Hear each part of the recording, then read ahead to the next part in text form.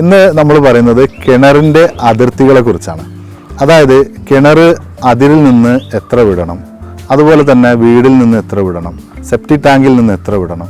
നമ്മൾ അതിരിൽ നിന്നും മിനിമം 1.20 അതായത് ഒരു 4 അടിയെങ്കിലും വിട്ടിട്ട് വേണം കിണർ ചെയ്യാൻ.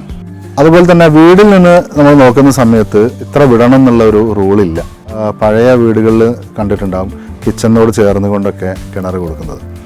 അതേസമയം കിണർ വരുന്നത് റോഡ് സൈഡിലേക്കാണ് വരുന്നതെന്നുണ്ടെങ്കിൽ വീട് റോഡിൽ നിന്നും എത്രയാണോ അതിരിലേക്ക് വിടേണ്ടത് അത്ര തന്നെ കിണറും വിട്ടിട്ട് വേണം ചെയ്യാൻ.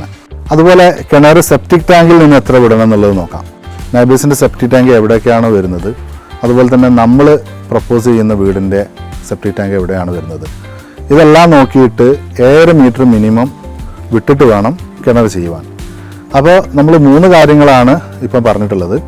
ഒന്ന്, അതിർത്തിയിൽ നിന്നും 1 മീറ്റർ 20 സെൻറ്റിമീറ്റർ മിനിമം കൊടുത്തിരിക്കണം. അതുപോലെ റോഡ് സൈഡിൽ നിന്നാണെങ്കിൽ അത് വീട് എത്രയാണോ മിനിമം വിടേണ്ടത് അത്ര തന്നെ കിണറും വിട്ടിരിക്കണം.